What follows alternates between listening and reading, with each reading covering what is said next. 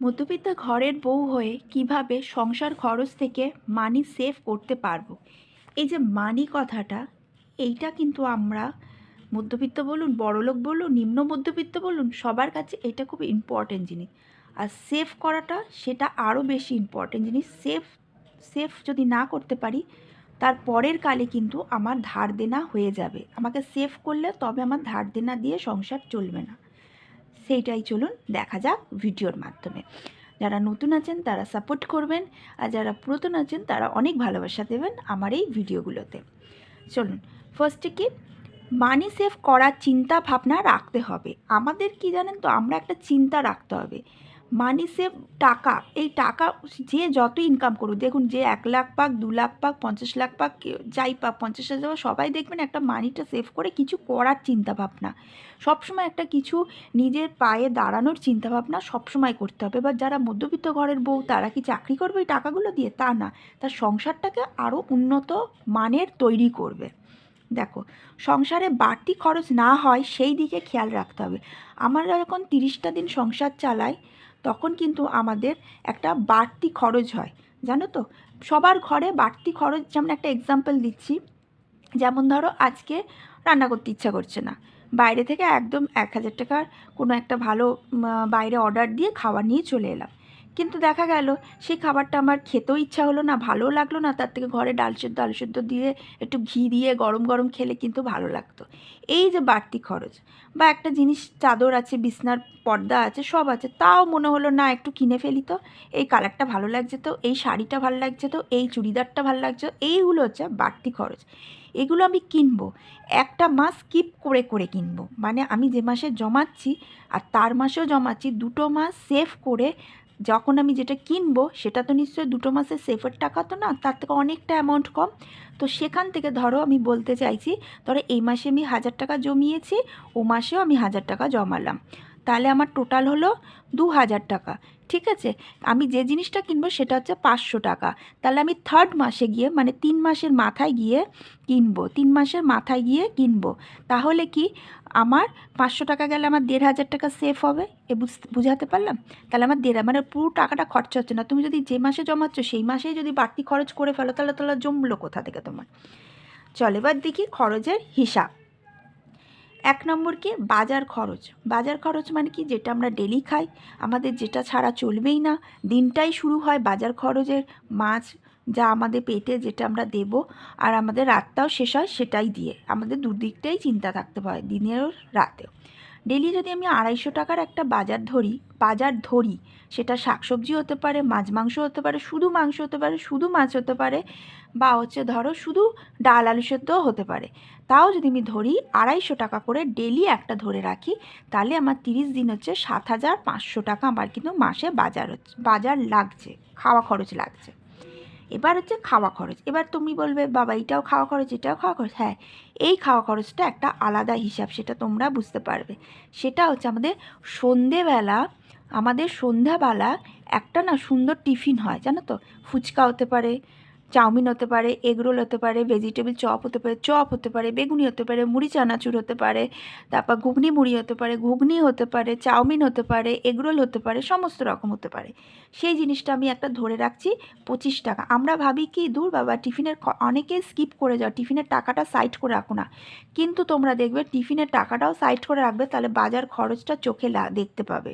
ওই টিফিনের টাকা বাজার খরচ এক জায়গাতেই তোমরা 10,000 বা 20,000 টাকা রাখছো, ওতেই খাওয়া খরচ চলছে, ওতেই সব কিছু টিফিন চলছে, ওতেই ঘোরা চলছে, ওতেই ফেরা চলছে, তাহলে কিন্তু টাকা সেভ হবে না।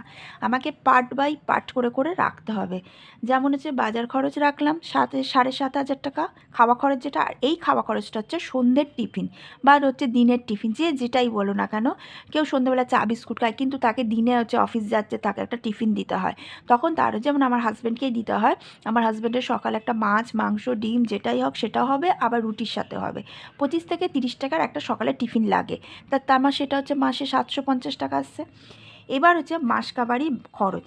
মাসকাবারি খরচ মানে হচ্ছে যেটা হচ্ছে আমরা মাসের খরচ করি, সেটা কি দিতে পারি আমরা মাসের খরচ, সেটা হচ্ছে 4,000 টাকা। মানে যেখানে চাল আসবে, ডাল আসবে, নুন আসবে, তেল আসবে, যাবতীয় যা আমাদের ঘরে মালকী আসবে সেটা হচ্ছে 4,000 টাকার মধ্যে রাখতে হবে। দেখো যতটা পারবে খরচাটা একটু কম করাই ভালো।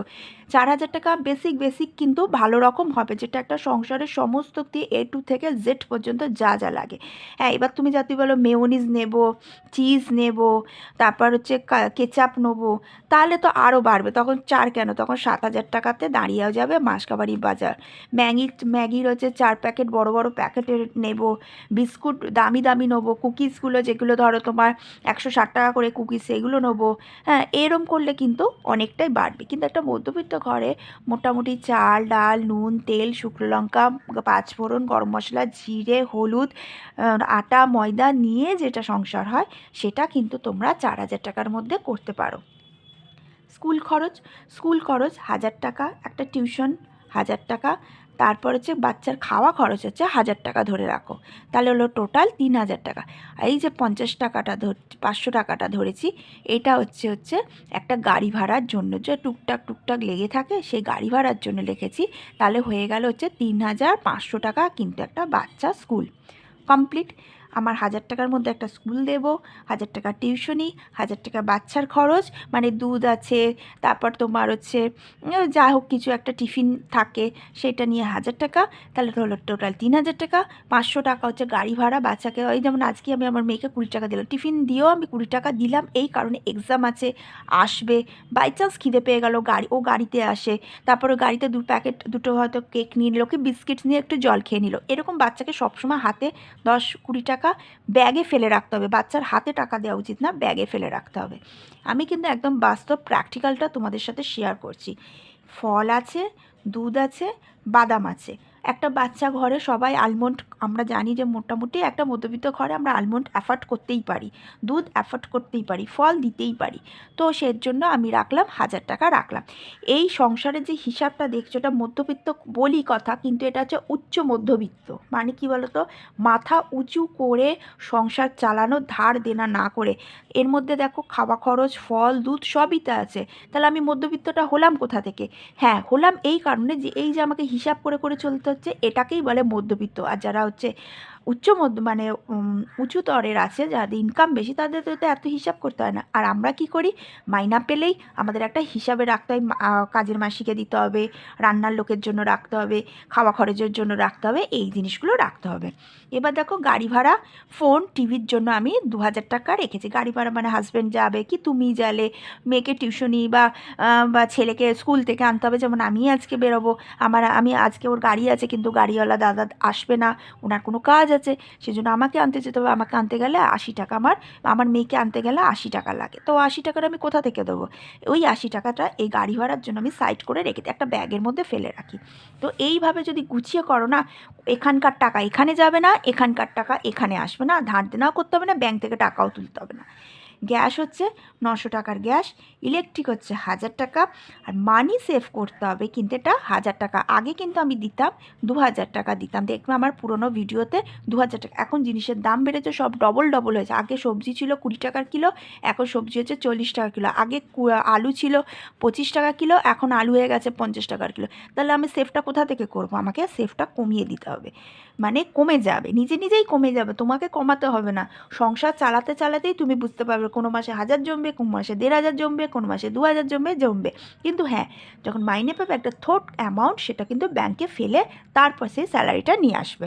তো টোটাল যদি এতগুলো আইটেমের মধ্যে খরচ আমরা মাসের একটা হিসাব রাখি, তাহলে আমাদের 21,650 টাকা, ধরে রাখো 22,000 টাকার মধ্যে একটা কিন্তু মাথা উঁচু করে সংসার আমার চলেই যাবে। ভিডিওটা ভালো লাগলে, আশা করি তো ভালোই লেগেছে, লাইক শেয়ার সাবস্ক্রাইব।